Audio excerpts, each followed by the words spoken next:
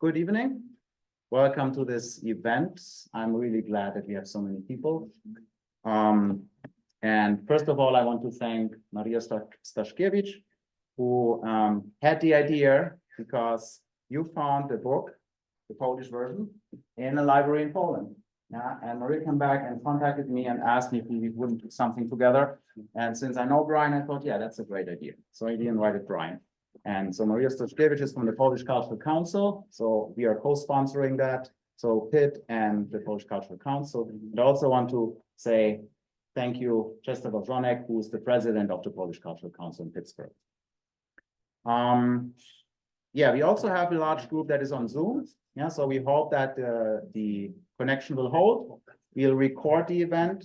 Yeah, so will be the exact same way that you see on the screen. So hello everybody out in the world. Yeah, and we will post this on the Polish Studies Association website after the event, if everything works out. Yeah, first of all, I want to thank the sponsors and generous partners of this event, and that is the Polish Cultural Council of Pittsburgh. We also have the Department of History here at Pitt, the European Studies Center, the Russian, East European and Eurasian Studies Center, and the European Studies Center. And of course, we have the Polish Cultural Institute New York, who also supported this event. Yeah. Special thanks goes to Janine Walker from the events management team from the Dieter School, and to Ingrid Gomez-O'Toole from the European Studies Center.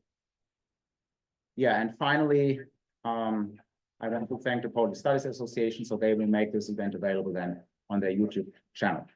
My name is Jan Musekamp. I'm a visiting associate professor here at Pitt in the history department.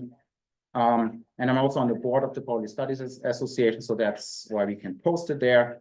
And in my teaching and research, I focus on East Central Europe, and my main focus is on migration and mobility. Poland is very prominent in my research. And that's also how I first met Brian. I think it was in Chicago at a conference. And I also got acquainted with his work over the years. And from time to time, some of my students are here, so welcome. From time to time, I assign also texts from his work to my undergraduate students. I'm sorry. Yeah. Yeah, you see, but they still come. So it's not that bad, I guess. Yeah. Brian is the author and Thorno Professor of History at the University of Michigan in Ann Arbor. He received his PhD from the University of Wisconsin, and in his historical research, he focuses on modern Poland and the economics of socialism and capitalism, and also on Roman Catholicism. And I want to mention just a couple of books here. So that is Poland in the Modern World Beyond Martyrdom. Yeah, and we have the enlarged and revised Polish edition also here. That came out in 2014. The Polish edition came out 3 years ago. I don't have the other books here, but in 2011, Faith and Fatherland, Catholicism, Modernity and Poland, published in Polish in 2022 under the title Wiara i Ojczyzna, Katolicyzm, Nowoczesność i Polska. In the year 2000, when nationalism began to hate, imagining modern politics in 19th century Poland. And it was also published in Polish in 2011 under the title Gdy nacjonalizm zaczął nienawidzieć, wyobrażenia nowoczesnej polityki w XIX-wiecznej Polsce. More recently, Brian has also made interventions in Polish economic history. So one of the very interesting research projects he's working on is comparing the Polish socialist experience to economic developments across the globe. And you can follow this research on Brian's blog, which has recently moved, I learned. Yes. And it's now available on porter-szűc.substack.com. And Brian has also made some interventions here on current political events in Poland. So it's really worth looking into it. Today's talk is entitled Poland Beyond Martyrdom, New Approaches in Polish History. And after the talk, there will be a Q&A session. I invite those on Zoom to post their questions there. Afterwards, there will be a reception. And now, without further ado, I invite Brian. Thank you for coming. Oh, thank you.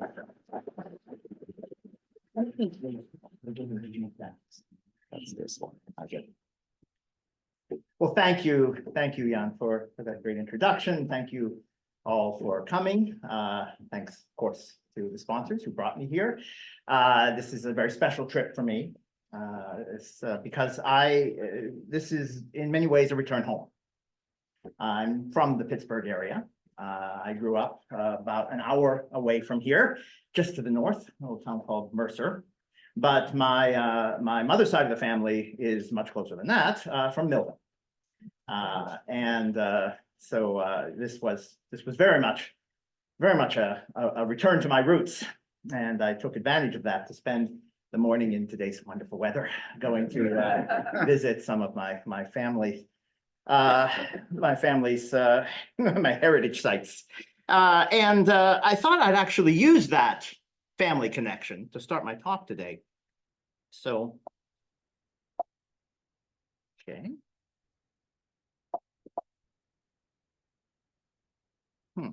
Ah, there we go. I think we figured it.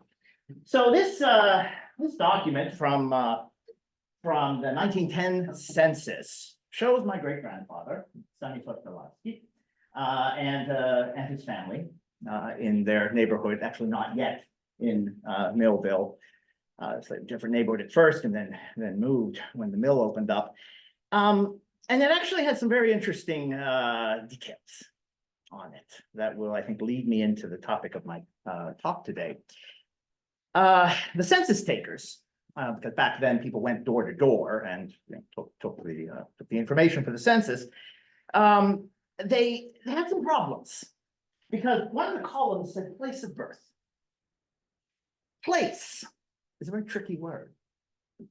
What exactly did they mean by that? Well, did they mean national boundaries? Did they mean cultural communities? Did they mean some sense of belonging? There's no right way to answer that question, of course, because it very much depends upon cultural, social, political factors. If I ask you, where are you from? You might say a lot of different things, right? I don't even know what I would say anymore. I still have this, this emotional connection to Western Pennsylvania, but I haven't lived here for 50 years. So it's pretty attenuated. I'll usually just say I'm from Michigan, but I didn't grow up in Michigan. I just lived there for the last 40 years. These questions are tricky to answer. And if we look at how they were answered historically, we start to see some of the complexities of identity, particularly Polish identity. So it seems that most of the people who filled out this form, this is 1910 again, they wanted to say Poland. Where are you from? What is your place of birth? I am from Poland, but this is 1910. They cannot say that on an American form because the American bureaucratic structure means by that your place of birth is your country of birth. Okay, my country of birth is Poland. I'm sorry, there is no Poland. You can't have been born there. But they did. So the census takers came up with a solution to that. It's in the guidebook for the census of 1910, where it says, in the case of persons who report that they were born in Poland, which is no longer an independent country, inquire whether the birthplace is what is known as German Poland, Russian Poland, or Austrian Poland. And so when we look at this column here, where were you born, what your place of birth, your parents, your mother's place of birth, your father's place of birth, we can see a few Pennsylvanians, not very many. Almost everybody almost everybody's parents are born either Russian or German. Poland. On the one hand, that speaks to something interesting because it shows that this community of people on this street, this is the street here, Dixon Avenue, that they all wanted to say Polish. They had a sense of being Polish by 1910. But in the most literal sense, they weren't from the same place. There's a huge difference between growing up in Galicia, Wielkopolska, or somewhere in the Kresy in the east. It's a huge difference. Back home, they would certainly not have been seen as people coming from the same place. But here in the United States, they want to say they're from the same place. Making the picture even fuzzier, when my great-grandfather came to the United States, this is the manifest of the ship that he came over on. And here it's even trickier, because here they ask, what is your nationality and what is your race? This is 1905. Well, again, Grandpa Stanisław wanted to say, I'm Polish. Well, again, you can't be. So he is of the Russian nationality, but the Polish race. And you can see it's, most of them are a couple, one Lithuanian, one German, and a whole bunch of Poles. Polish race, German race, Lithuanian race. Now jump ahead 3 generations. And you get me. I'm lucky enough to have a Karta Polaka, which you see right there states officially that I am a member of the Polish nation, even though my obywatelstwo, my citizenship, is American. This document is a very nice document. If any of you have Polish heritage but American citizen or new citizenship, it's a useful document to have because it lets you, it's kind of like a green card here in the United States. You can move to Poland, you can settle there if you wish. If you stay long enough, forget the limit is 7 years, you get to become a citizen. You can start a business there, go to school, all sorts of things. But getting it was curious. It was interesting because one of the qualifications was you have to sit for an interview in Polish, so you do have to learn Polish. And at the Polish consulate, you have to sit for an interview there, and then you have to sign a form. Testifying that you acknowledge the Polish language as your język ojczysty, which is a little tricky because it's actually my mother's side of the family, but let's let that pass. Not my father tongue, but my mother tongue. But I hesitated because, I mean, as I said to the consul, you recognize that I'm speaking to you with a pretty strong American accent. And I'm sure I have made a few mistakes in the course of our conversation. And the consul explained that the concept of język ojczysty wasn't the same as język potoczny. It was not the same as language, father tongue, mother tongue is not the same as language of everyday use.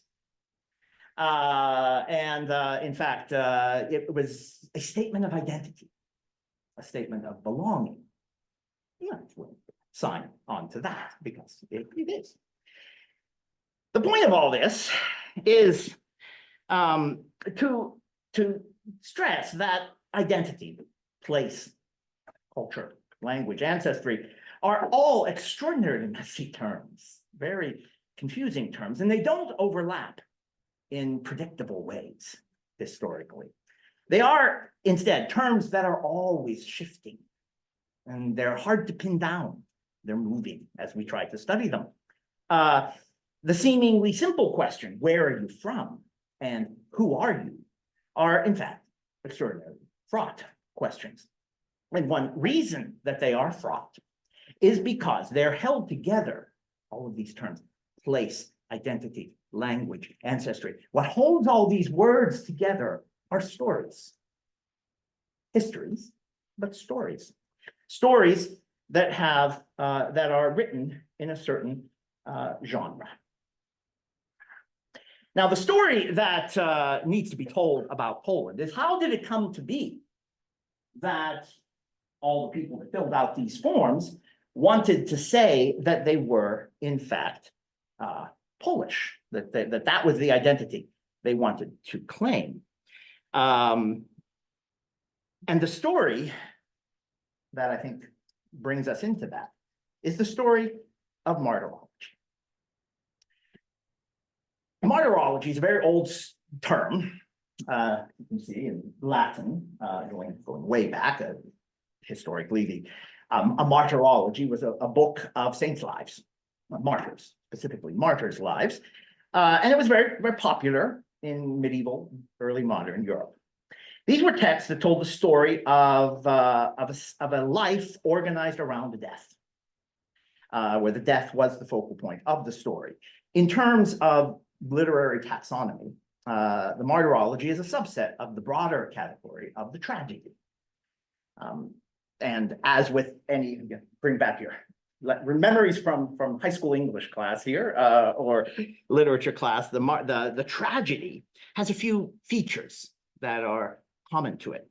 The story, of course, has to have a sad ending. That's the trivial part.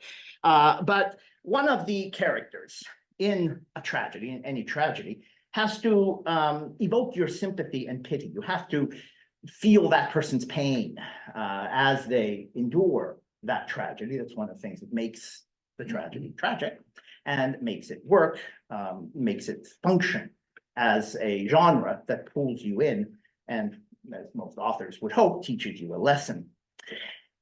And like any tragedy, and this is really the important part, the tragic conclusion is embedded in the beginning of the story. It's there right away.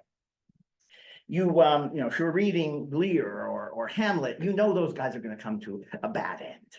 I can't spoil that story for you by giving away the ending because it's obvious from the beginning. You know, we knew from season 1 that winter was eventually coming in Game of Thrones. It took Walter White 5 years to die, but you knew that was coming. I hope I can spoil that. In all of these tragedies, classically tragic stories, the point is not how's it going to end, right? The point is rather watching the downfall. And this is where the moral lesson is embedded. Because there is, again, evoking your high school literature teacher, there is the fatal flaw that the tragic hero has that will require the hero to go in a certain direction. You know that. There's nothing that person can do about it. There's a sense of inexorability in these stories because what you're to be learning about is that flaw and why you should avoid it and why you should not have that flaw. Now, in most tragedies, the fatal flaw is a flaw, and you are to learn about that flaw so as not to repeat it. The martyrology is a subset of the tragedy in which this aspect is altered because the hero does not have a flaw. In fact, the hero is virtuous. The hero is saintly. The hero is so pure that because the hero is in an evil world, the hero must die. And it's a way of commenting on the evil of the world and holding up the hero as the icon of virtue and purity. So defeat and destruction are as necessary in a martyrology as in any tragedy, but they are in fact honorable because it's proof that death is the necessary proof that the world is, as the author of the Martyrology wants to tell you it is, a vale of tears through which we must traverse, hopefully for the next life. Now, when history becomes martyrology, as it often does, and history can be written in any genre, and when we adopt these genre forms, usually subconsciously, we fall into patterns because these genres are so deeply embedded in our cultural way of communicating. And when we start to tell stories in certain genres, we fall into these patterns. The story almost has to work in a certain way. And it leads us towards certain conclusions and certain ways of narrating the story. And when history becomes martyrology, we get history by analogy. The partitions of the 18th century, the defeated uprisings of the 19th century, the Nazi invasion of World War II, the Polish People's Republic, all of these become, in a martyrology, fundamentally the same thing. Here we go again. In Detroit, we have a saying, SOL, which means same old lines. Although this year we almost got to not say it. Unfortunately, I still have my residue Steelers fandom to get me over this. But the Lions have been at the absolute bottom of the NFL for more than my lifetime, up until this year. And in fact, their collapse every year was the one part of the local story. It just had to happen. People are very confused in Detroit right now this year. It's supposed to work that way. So in a sense, we have a story of the same old Poland, right? Or rather, same old Russia, same old Germany. Oh, they did it again. And we get linkages between all of these stories as part of a larger narrative, which positions Poland as the saint, as the martyr, who must die because of the evil surroundings. And then it will happen again. The story repeats itself continually. In Catholic and Eastern Orthodox, both actually, less so in Protestantism, but in Catholic and Eastern Orthodox biblical exegesis, it's very common to read the Old Testament as prefiguring the New Testament. It's a standard form of biblical exegesis for certain types of Christianity. So, for example, Jonah emerging from the whale is interpreted as a prophetic prefiguration of Jesus' coming out of the tomb, rising and coming out of the tomb. The preempted sacrifice of Isaac becomes a prophetic prefiguration of the crucifixion of Jesus. Right? Interpreting history by analogy is another form of prefiguration in this sense, and it leads to some misunderstandings. We view the past as a prefiguration of the present and the future, importantly, and we make decisions in the present based on what is often an oversimplified understanding of the past. Within the genre of martyrology, these analogies transform actual human beings with all their complexity and diversity into participants in a repetitive historical drama, and the players are not any longer real people. The players in the story become Poland, Germany, and Russia. Reading history books, we see references to Poland being enslaved, Poland being liberated, of course, always only temporarily, and of eternally hostile Germany and Russia as actors, as autonomous actors, not as collectives of people, but as agents, as the agents of history. The 19th century is very often called in Polish history books the okres niewoli, or the time of captivity, the time of slavery. There are a lot of ways in which this is it can lead to misunderstandings and can be misleading. But the biggest one is that it mischaracterizes the historical trajectory of the vast majority of the population, including my family. Again, I'm personalizing this talk. First of all, fewer than half of the people in that country spoke Polish. Fewer than half. It's hard to say. We don't have censuses from the 18th century. May have been 40% that actually spoke Polish. The rest spoke some other language. The overwhelming majority, though, and this is the even more important point, the overwhelming majority of the people in this country, somewhere around 80–85%, were serfs at the time of the partitions. Meaning, well, without going into any detail, that it's not the same thing as slavery. Serfdom is not the same thing as slavery, but it's close. The master had complete authority over the serf, including and up to executing them if they so desired. And there was no legal consequences for it. Now, the big difference was there wasn't individual sales of serfs in the way there were individual sales in chattel slavery.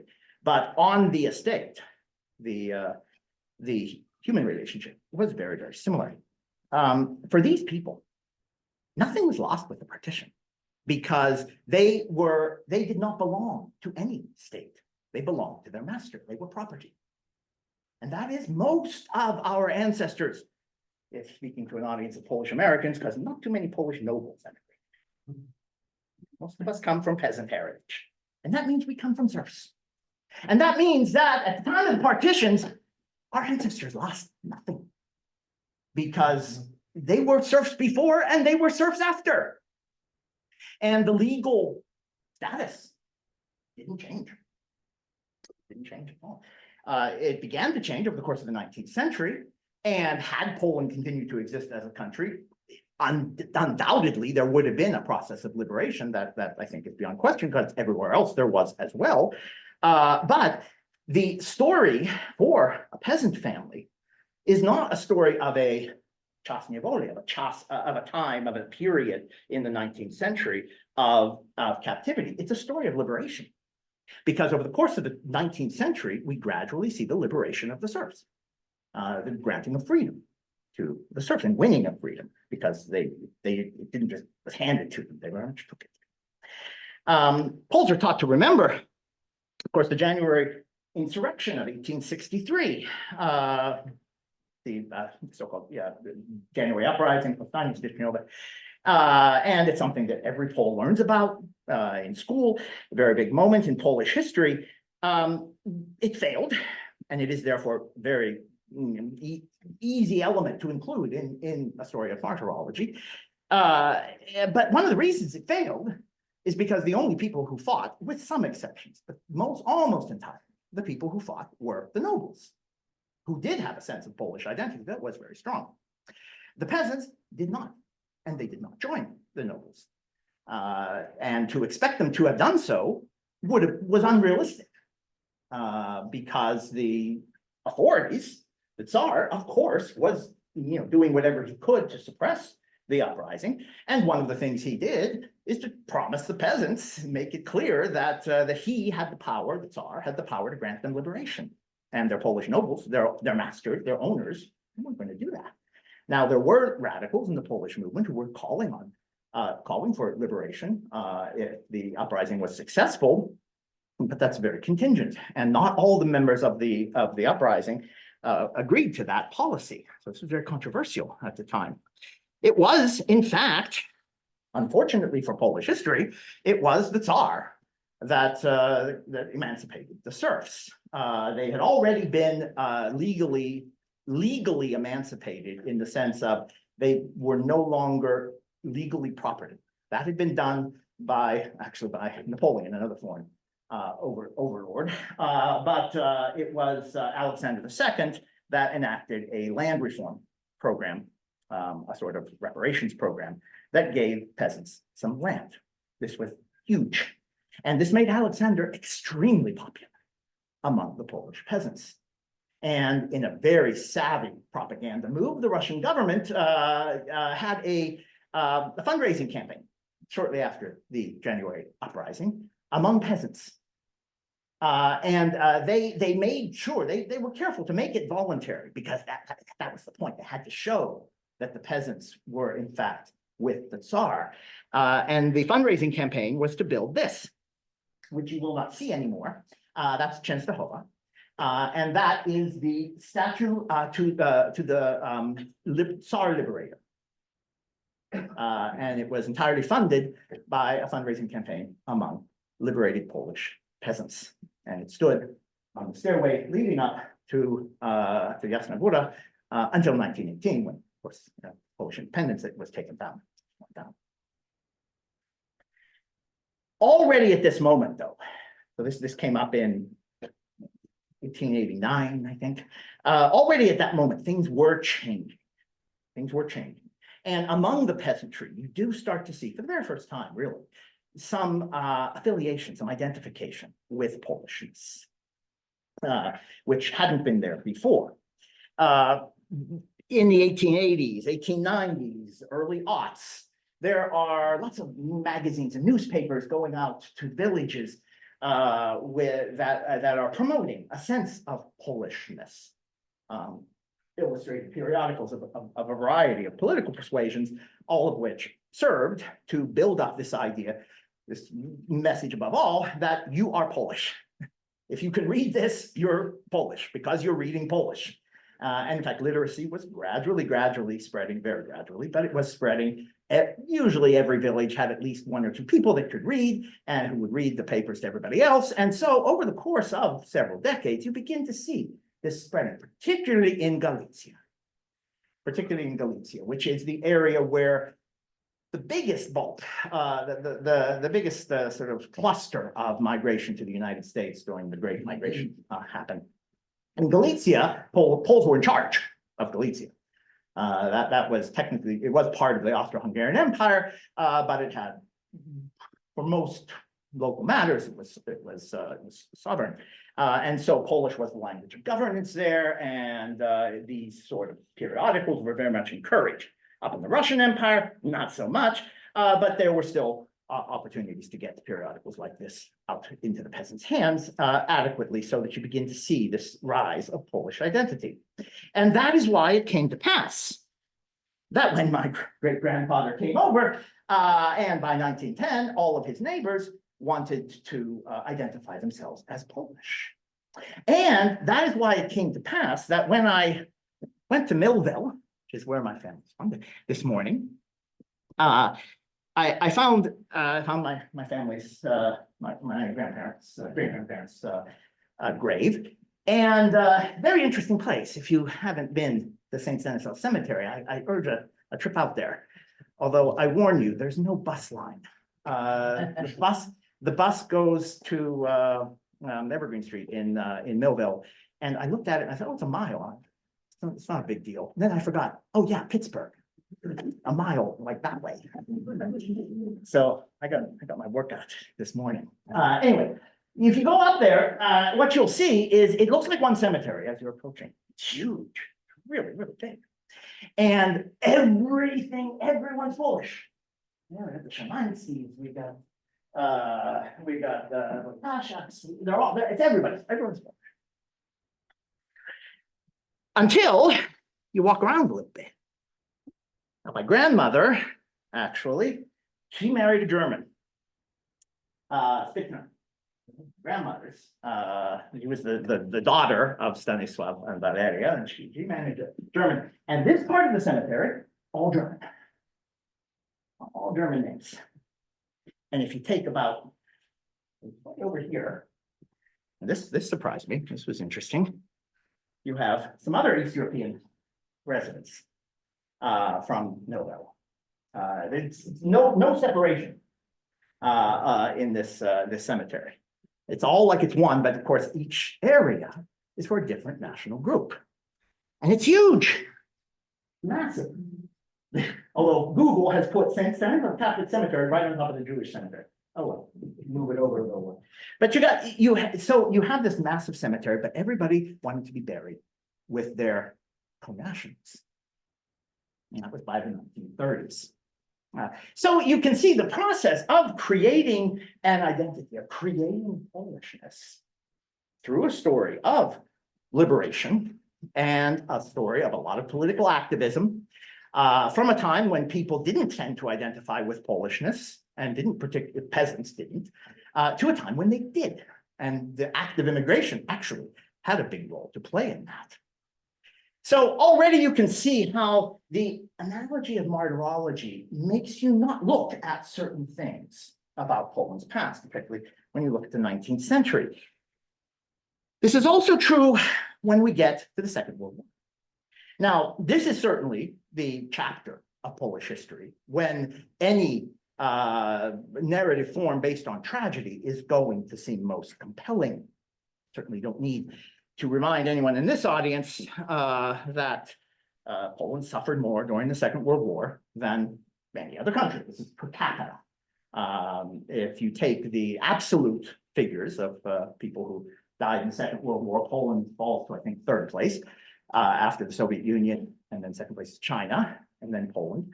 But it's very high either way, and in per capita terms, it's highest. But here too, the martyrology narrative is not helpful. It's not helpful because Poland did not suffer during World War II. Poles did. And that's a distinction that's very important to make. How that tragedy played out was radically different depending on where you lived, who you were, what your background was. Your chances of survival varied enormously depending on a wide range of variables. This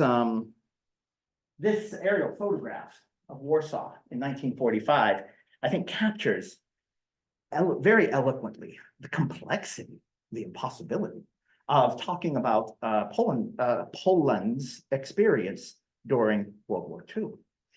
What you're looking at here is, here's the Christian part of Poland, of Warsaw, in the aftermath of the Warsaw Uprising. it's totally devastating. Nothing but ruins. You can notice, there's no roofs anywhere.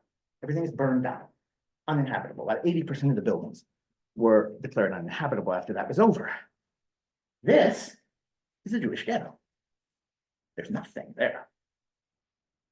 So how does one talk about this painful story in this context, in the context of a martyrological narrative, where you have two communities that are suffering enormously, but differently, and to visually poignant the different degrees. The Poles were, suffered enormously. The Jews were eliminated.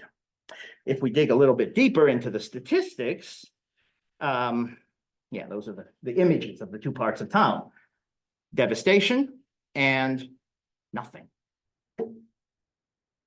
If we break out the statistics of citizens of the Second Polish Republic that died during the Second World War, we have upwards of about 93% of all of the Jews who lived in Poland in 1939 were dead by the end of the war, and about 8% of the Christians who were citizens. Now, it's about this, it looks like a small figure. Now, this is like 1.8 million people. This is horrible. This is one of the greatest mass murders ever. It just happens to be alongside the greatest mass murder. And so what do we do with this? Well, if we think of it as, if we tell either of these stories, either the Holocaust story or the Polish story, in terms of a martyrological genre, we end up with one or two things. We end up with competing martyrologies, which don't work very well. There's not supposed to be competing saints in one martyrology story. It's the way it's supposed to work. And it blinds us to the complexity of this time period, which of course is immensely complex. I think my favorite example of that complexity is this heroic woman, Zofia Kosak-Szczucka. She was a popular novelist from the interwar years, a very, very widely read novelist. And prior to 1939, she was known for her very right-wing nationalist views and her anti-Semitism, which is a very prominent theme in her writing. During the occupation, though, Kosak was the co-founder of an underground organization affiliated with the Armia Krajowa, with the underground, Polish underground, dedicated to saving Jews. And she was responsible for saving many, many lives. Because of these activities, in 1943, Kosak was arrested. She was imprisoned in Auschwitz, although in the prison part of Auschwitz, not the death camp in Birkenau. She did survive and did leave, did get out. Her activities during the war, unambiguously heroic. One of the people that have been recognized actually by the State of Israel for her heroic saving of lives. And in a short text in 1942 called Protest, the document, she published this in an underground periodical in 42, and she depicted the murderous policy of the Nazis towards the Jews and expressed her outrage. Quote, "The world looks on these atrocities more horrible than anything history has seen and is silent. Whoever is silent in the face of murder becomes a partner in the murderer. Whoever does not condemn approves." It's a very stunning text. But that's here. Then in the next paragraph, she then says, "But our feelings towards the Jews have not changed. We do not stop thinking of them as the political, economic, and ideological enemy of Poland." So what do we make of her? Hero, villain? Well, the problem is neither or both, right? Because if we're thinking of history in terms of heroic narratives or martyrological narratives, we need to we need to squeeze her into one of these categories. It cannot be denied that people like her created an environment of anti-Semitism in interwar Poland. She was part of the problem. And she was also a person willing to risk her life to be part of the solution. And if we want to tell the story in these moralistic terms, we don't have a place for a person like her. We cannot begin to understand. It's hard to understand someone like her anyway, but we certainly can't if we're framing it from the beginning in terms of national martyrology. And finally, the biggest, I think, problem in the martyrological narrative that has dominated Polish historiography for so long is the way we talk about what happened next. Again, we get metaphors and we get analogies. These are often drawn very, very explicitly. That maps like this one that show that what happened in 1930, I mean, it's accurate, of course, that what happened in 1939 was a partition of Poland. Stalin took the eastern part, Hitler took the western part, two enemies combining to destroy the state. And that's all true, of course. Of course it's true. That's what the Molotov-Ribbentrop Pact was all about. But the story goes within the context of a martyrological narrative, it goes further than that. It draws a more long-term equation between these two countries and the experience under the hegemony of each. Nazism and communism get collapsed into one category called totalitarianism. The Nazi empire is drawn as fundamentally the same by analogy, and often that is stated explicitly, usually it's implicit, as the German, as the Soviet sphere of influence. I don't want to get into the very tired debates about the concept of totalitarianism and the whole comparison between Stalin and Hitler. Historians have been arguing about the utility of that comparison for a very long time. I just want to talk about how this looks from a Polish perspective. And from a Polish perspective, they're not really equivalent. Like, not even close, I'm afraid. Stalin was responsible for millions of deaths. And there's no doubt he ranks as one of the greatest villains of history. And there's no two ways about that. His regime was brutal, it was authoritarian. But to tell a story of continuity between Nazi occupation and Soviet occupation is I think, profoundly misleading. Because they were very, very different types of regimes. Hitler summed up the purpose of Nazi occupation of Eastern Europe in his orders to Hans Frank, who was the governor general in the general government. And he said this: the Fuhrer emphasized that the Poles, in direct contrast to our German workmen, are specially born for low labor. We must give every possibility of advancement to our German workers. As to the Poles, there can be no question of improvement for them. On the contrary, it is necessary to keep the standard of life in Poland low, and it must not be permitted to rise. And that pretty much summed up what happened in the general government, which was miserable. And that's why 1.8 million Christian Poles and 2-point-something million Jewish Poles died during the war. Stalin's era was different. Stalin also expressed contempt for the Poles, and he was perfectly willing to kill if it served his political purposes, and he did. Yes, a lot of blood on his hands. But he also had an ideological agenda. And whatever we might think of that agenda, whatever we might think of his goal of building socialism and convincing the world that socialism could work, but that's really was his goal, he couldn't do that unless he made Poland a place with better living standards than it had. This was part of the agenda. He had to win the Poles over. And that he did with a combination of carrots and sticks. More sticks at first, more carrots later. But it was necessary to get at least enough buy-in to make people feel that they were part of something, part of building something, because otherwise nothing would get built. And in fact, a lot did get built. We have our memories of the Polish People's Republic are very much structured around this martyrological narrative and around this equation between the Nazi occupation and the Soviet occupation in ways that lead us to forget a lot. These pictures like these are taken to be emblematic This is what it was like to live in the communist era. And I remember pictures like these. I've been going back and forth to Poland most years for over 40 years now. And so I remember in the 80s, and yeah, these are real pictures. They're real. They're not fake. But I also remember pictures like these. These are also not real. These are also not fake. These are also real pictures from the PRL.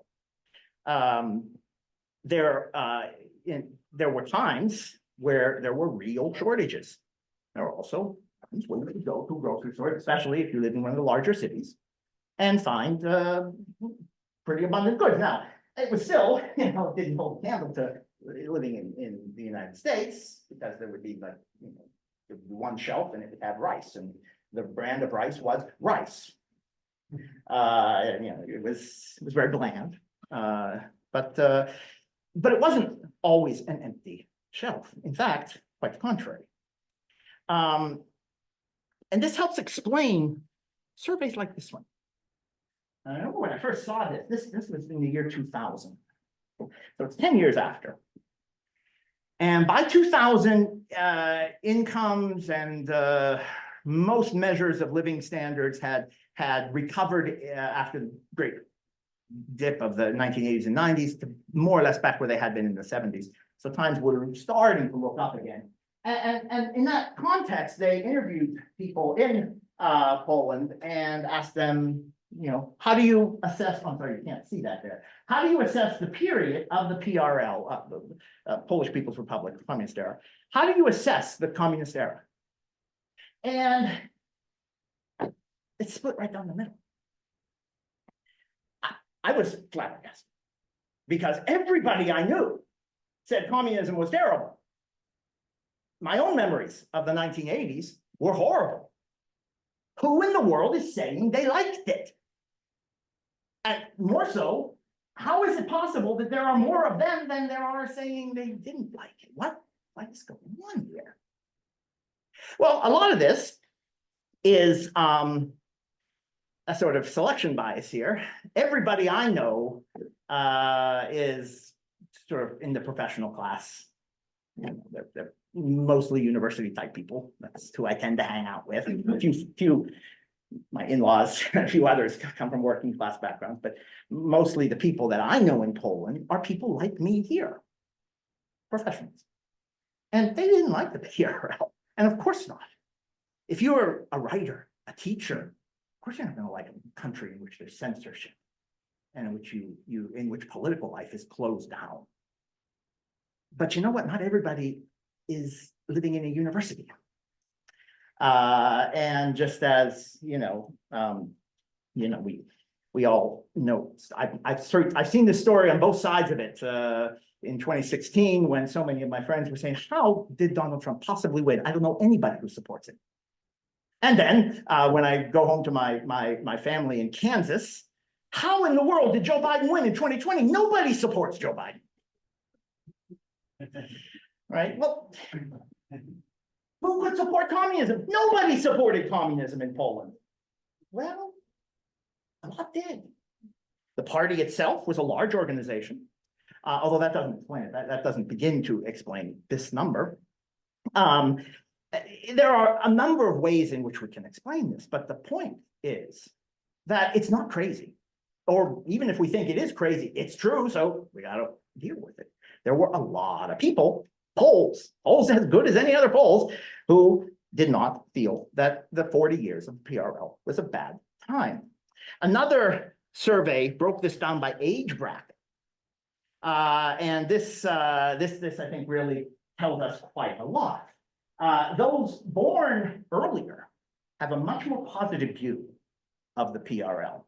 By the time we get to those born after, born after 1980, so they don't have much of a memory of the PRL, and particularly those who have no memory of the PRL, they really see it as bad.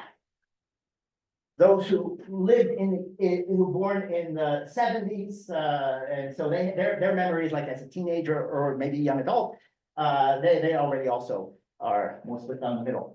Much more positive if we start to get people a little further back. So what's happening here is that those who only know the PRL from stories have a much more negative view of it.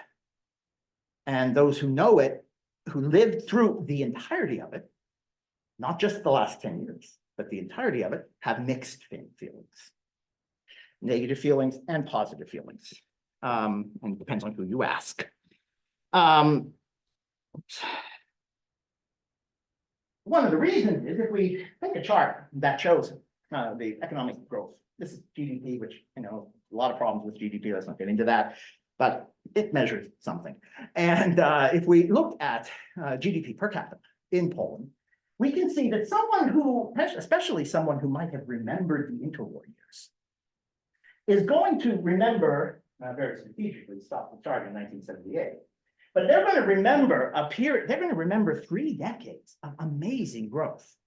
And there really was. It was the biggest, one of the biggest periods of growth in Polish history. And if you compare it to the, frankly, misery that characterized the Second Republic, it is, it's very, very striking. We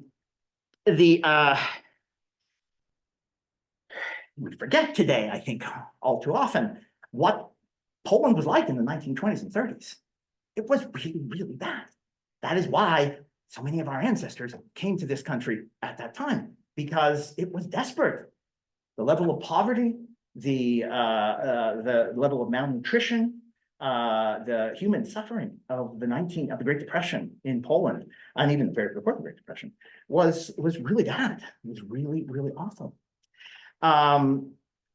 If you could remember this, and then you compared it to you know, your experiences in the in the PRL, well, your memories are going to be, yeah, things have been getting better.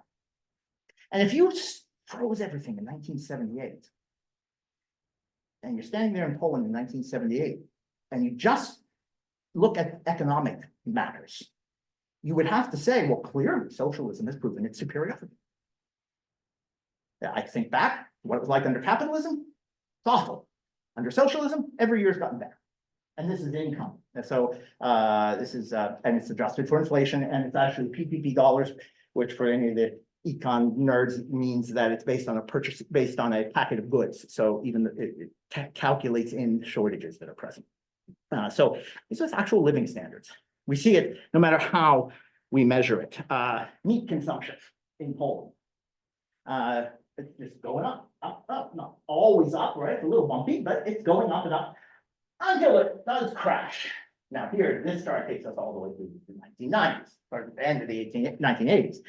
And here you can see, of course, what happened. The last 10 years were absolutely catastrophic in every regard. The massive crash that happened in the 1980s is what shapes a lot of people's memory of the time of the PRL. That's when you saw actual empty shelves.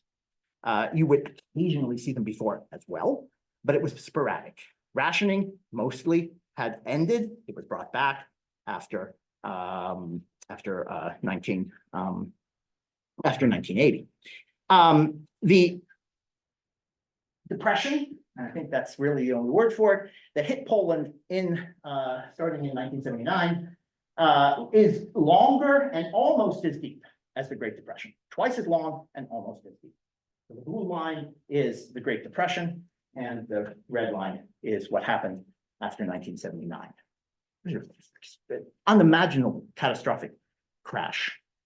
So this is where a lot of people who are, I don't know, even if you were born anytime after 1960, really, your memories of Poland are formed around that experience in the 1980s, very largely. And that shapes a lot of what we remember about it. What are we remembering, though? Are we remembering? We're remembering an economic crash. We're remembering troubled economic times. And those who remember earlier times are also remembering troubled economic times, because Poland was not a wealthy country. It's a very poor country. But what exactly are we remembering? Are we remembering the collapse of socialism? really. That's part of what's going on here, but only part. If you look at the entire Soviet bloc, you're really looking at Romania and Poland that have this big collapse. Few others collapse right at the very end when chaos begins in '88 and political chaos, the chaos begins. Then I think there was growing stagnation in the Soviet Union itself, but even they were continuing to grow, albeit much more slowly than they had before. We're seeing something that did not affect the entire bloc. It affected Poland and to an extent Romania. So what is common about those two countries? Well, what's common about those two countries is those two, uniquely in the East Bloc in the 1970s, took out massive loans from Western banks. If we want to understand what happened to Poland in the 1980s, we need a different comparison set.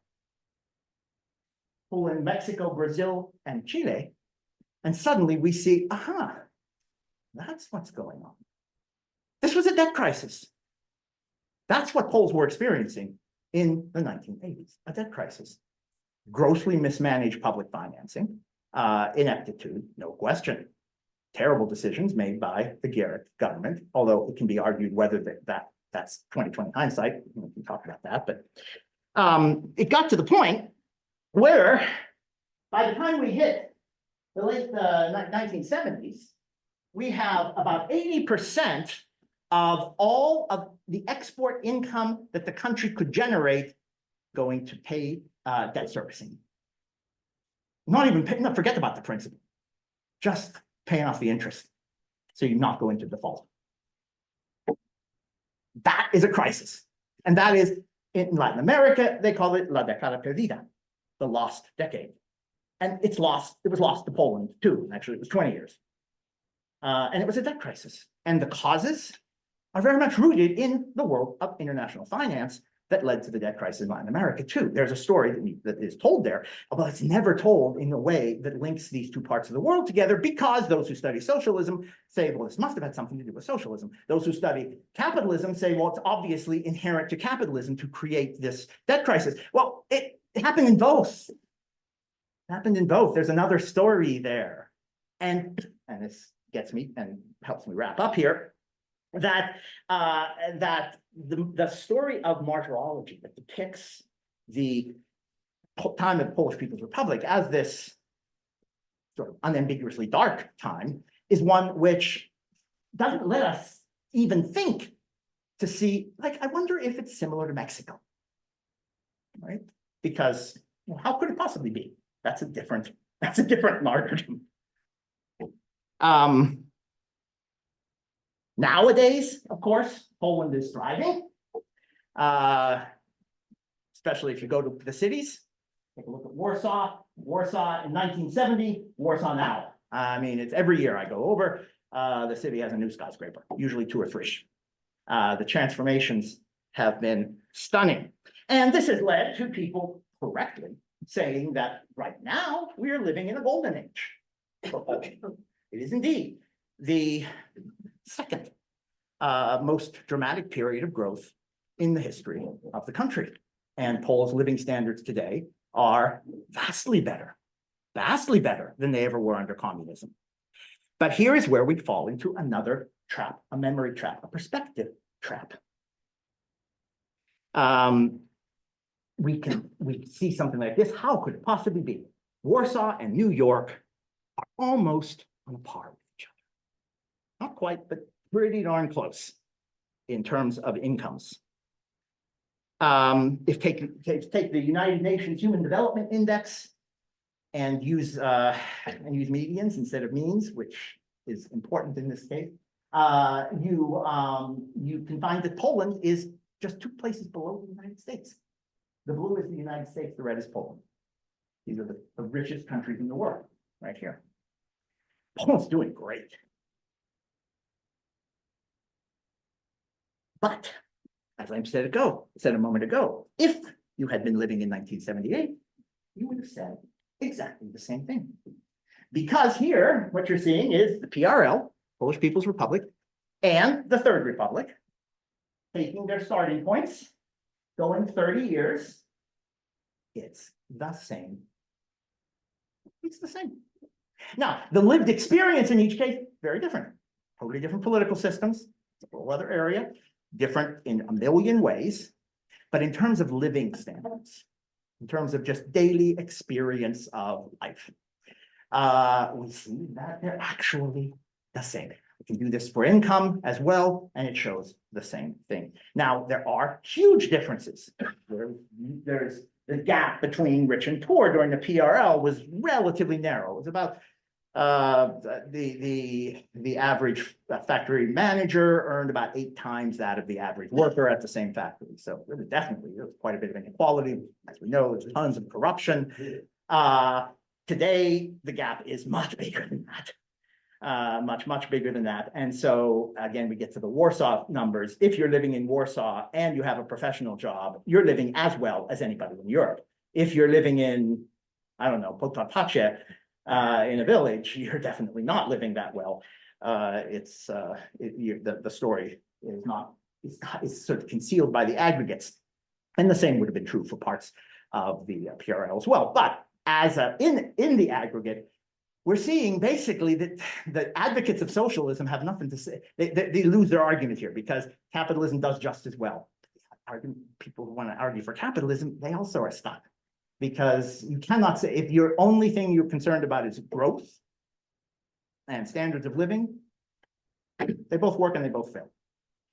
So I don't want to replace the old narrative of tragedy with a narrative of happiness.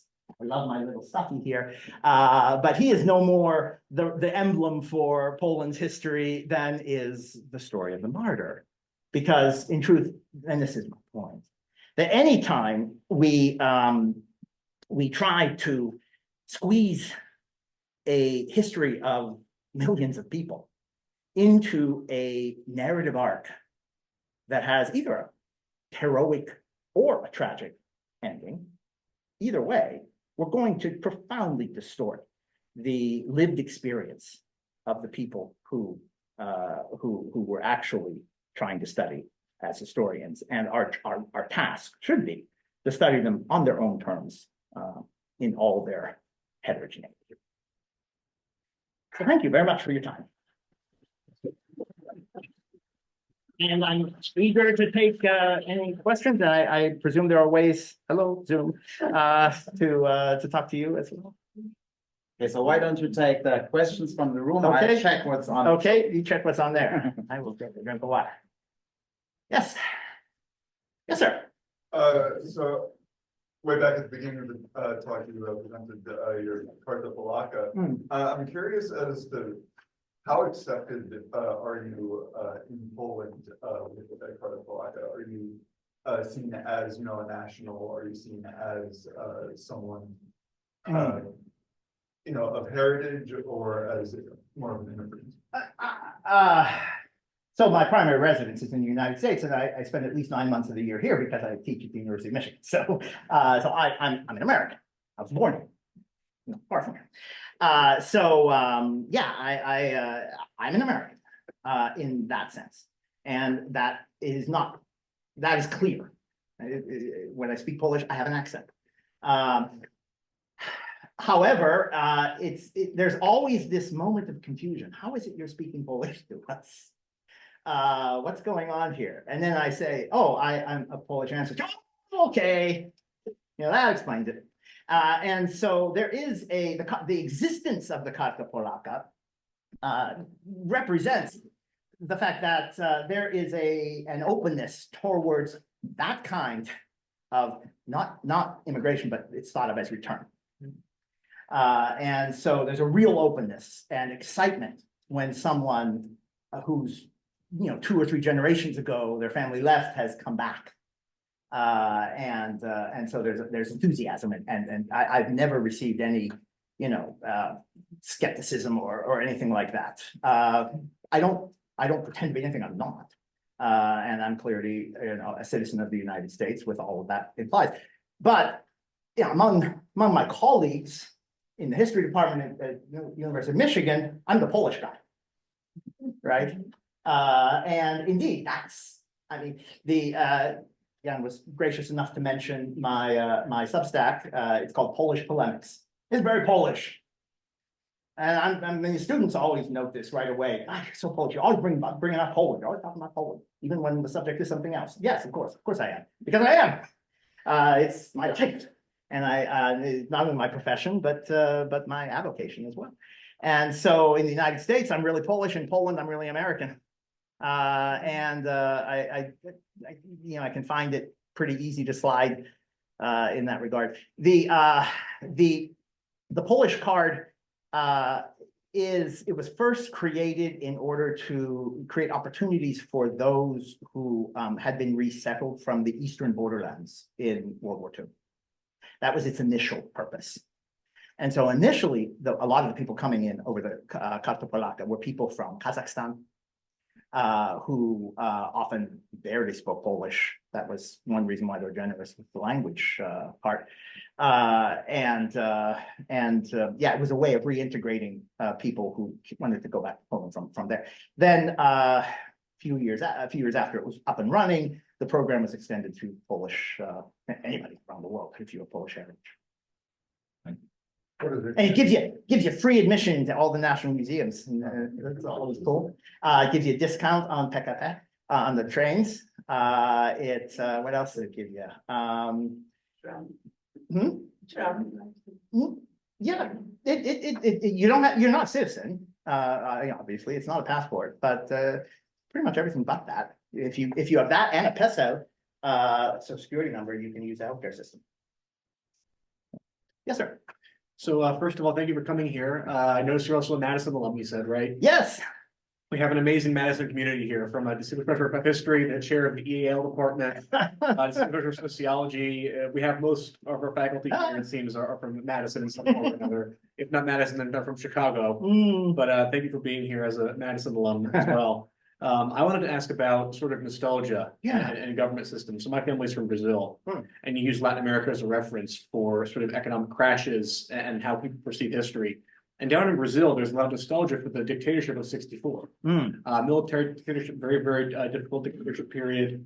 We won the World Cup in that period, though, so there is that one bright spot. Other than that, it was very bad economic inequality, very brutal censorship, and a very, very strong military regime. And yet so many citizens yearned for that period of time. And they looked at a president essentially on the platform that he was a military man with a military past. Yeah. And that nostalgia is very, very deep rooted in those communities. And you see it a lot too in Romania. Yeah. Where there's a lot of nostalgia. That nostalgia is also quite rooted in the culture and the experiences. I wanted to ask if you've seen in any of these surveys you've looked at, looking at how people perceive the period of the PRL, if any of that was more so nostalgia for the time period. The nostalgia for the actual governance or the economic system. Oh, absolutely. No, absolutely. In fact, I remember once seeing another. Actually, this survey was carried out in the 1980s. It was not published. It was done by. It was a government survey kept internal, but they asked people what do you think of various time periods, and they broke it down by different first secretaries, and you would not guess which first secretary got the best ratings. Bierut. Wow. Of course, that makes no sense on one level, right? I'm sorry. He was the little Stalin, right? He was a little puppet. He was put in place by Stalin and ruled during the Stalinist era. Terrible person. But what's going on there is, of course, those years were the years of rebuilding, the years of excitement, as we're recovering from the catastrophe of the war. They were the years when this is happening. This survey is being carried out in 1980 something, and so a lot of the people that they're talking to, those were the years when they were young. And I absolutely am convinced that 1960s, 1970s, best period in U.S. history, right? Because I was much younger then. I didn't have to deal with this. It's you remember your youth fondly usually. So there's a lot of that stuff going on, and there's a ton of nostalgia. When we see something like that, and equally when we see something like that in the case of Brazil, I think it's a mistake to say those people just they're blind. They've forgotten. Right? Because the truth is, even during the dictatorship, there were people who supported the dictatorship. Right? We always want to pretend that when there are dictatorial regimes, they come from outside. But they don't. They might be aided by the outside. But it's not ever just the story of American imperialism in Latin America. Although you can't tell the story without talking about American imperialism, but it's never just that. And it's never just the story of the Soviet hegemony of Eastern Europe during the post-war years. Although you can't tell the story without it, it's never just that, and it wasn't. So yeah, people, and remember, an equal number of people had very bad memories of the PRL. And that's really the thing that I want to drive home. I want to get us out of this tendency of assuming that the Poles thought a certain way, because none of us know the Poles. We know several. Maybe we even know a lot, but we don't know them because there are almost 40 million of them, and they're very diverse. And yeah, there are some who have opinions we would not like. But as historians, it's not to say, well, you're just wrong. It's to understand why would you think that? And then that leads you to recognize that the living standards were improving for 3 decades. And so it's not crazy that someone would look on those years and have positive memories. I mean, that means that when they're having those positive memories, it's mean they're not thinking about the police state. But a lot of people don't. You know, I was giving a similar, I was giving a similar presentation to my students a few days ago, and I said, how many of you, if CNBC were closed down by the government tomorrow, would your lives significantly change? No. If you could no longer read the New York Times or the Washington Post, I say to a crowd of undergraduates, how would you be affected if that was closed down by the government? You know, 2 people in the room who said they ever read the New York Times or the Washington Post or any newspaper. And they had to admit, yeah, I would probably notice. They'd still go on spring break. We're on spring break this week. You know, I wish they would care more about the political things, but they don't. Of course not. And that's life. And that's, as historians, that's what we need to understand. Yes, sir, in the back. Well, linking that theme of nostalgia, first a confession. My mom was a great supporter of Polish politics in the 50s. She was a great admirer for theory. I was born, and my mom was the delegate of the Polish Communist Party in Warsaw. And my mom got a very special gift from there. But my question is more kind of in line with your statistics. Agriculture in PRL was mainly in private hands, as we know. My grandfather was a farmer. So how were the, according to your data, how were the rolnicki, Polish rolnicki, faring during the communist era? Yeah, thank you for that. The Polish agriculture underperformed the other states of the socialist bloc because the other states of the socialist bloc, they collectivized. And as bad as that was from a human rights perspective, because people lost their land and were forced into collectives, it created larger, basically what we would call agribusiness. And so the agricultural productivity went up. In Poland, the agricultural productivity did not, because the agriculture remained fragmented. The average plot size, I don't remember the statistic right now, but it was very small. I once measured, it's the size of the diag at my university. between 2 and 3 hectares. It's very hard to even produce for the market that much. I mean, you can keep your family, you know, that's very small. Right, so, and especially we're talking about great difficulties in getting agricultural equipment. So, you know, it's going to be a problem. So Polish agriculture did very bad and underperformed all the other countries in the East Bloc, mainly for that reason. Although, having said that, it is important to note that agricultural yields, whether no matter how you measure it, went up, and they went up faster than the size of the population. So if you're looking at if you look at almost any food consumption statistic, what you see is increasing consumption of meat and vegetables, and decreasing consumption of potatoes and grain, which is the pattern you see in developing countries as they're developing. The sort of peasant's food, grain and potatoes, declines, and everything else goes up. And that's what you see in Poland until 19. When you see that. So the agriculture wasn't doing as well as elsewhere, and not even close to what it was happening in Western Europe. It was struggling badly, but it was growing, and it was growing faster than the population, and people did have better diets.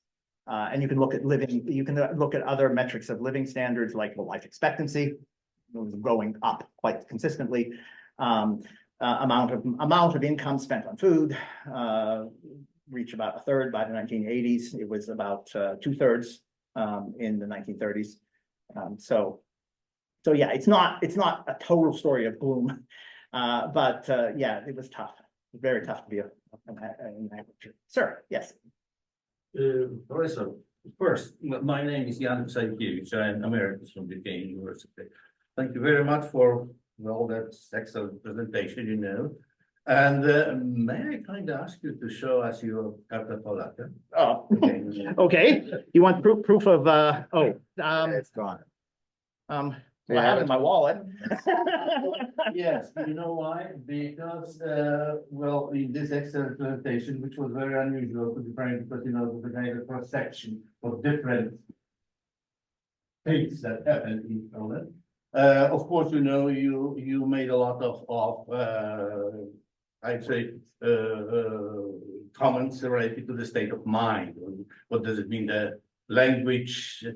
What does it mean to be a Polish, etc., yes? And my comment is state of mind in Poland, which is beautifully shown in this beautiful Karta Polaka. Well, those of you who speak Polish, you understand. Karta Polaka jest dokumentem potwierdzającym przynależność do narodu polskiego. And my question is, how long you belong to the Polish nation? Because here,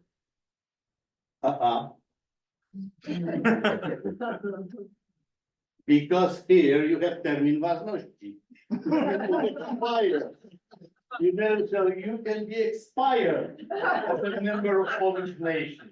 Yeah. Listen, I mean, it shows you Poland, you know, you have those beautiful bureaucrats. Our passports also have dates of expiration. Well, that's official document, absolutely different, that's a different purpose. But this is przynależność do narodu polskiego. So, you know, I mean, you can, for instance, in Germany, you will never find this type of approach.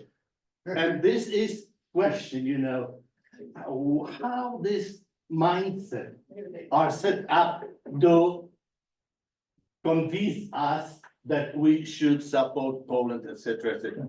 And that is my first comment. And my second 1.5 comment is related to two things. Actually, to one thing. You said serfdom. Serfdom, pańszczyzna. Okay. That was very interesting things, you know. I'm just spending a lot of time right now looking how it was with this serfdom, with this pańszczyzna, and how it influenced it on the feeling, and who are you, what's your mother language, and whom you should support if anything happens. Well, and first, Polish history is extremely full of lies. It's very badly presented in many areas, and especially in the area of Pańszczyzna. Because Pańszczyzna, it was not just across the board, because Królewszczyzny nie miały Pańszczyzny. Okay, and Pańszczyzna was absolutely different, especially when the Poland was divided in German part is absolutely different than in Austrian part.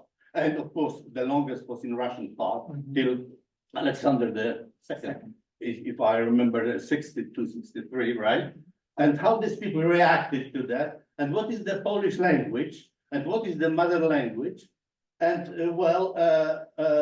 for me, as far as I remember, so in Powstanie Styczniowe, the support for Powstanie Styczniowe was pretty strong in German part.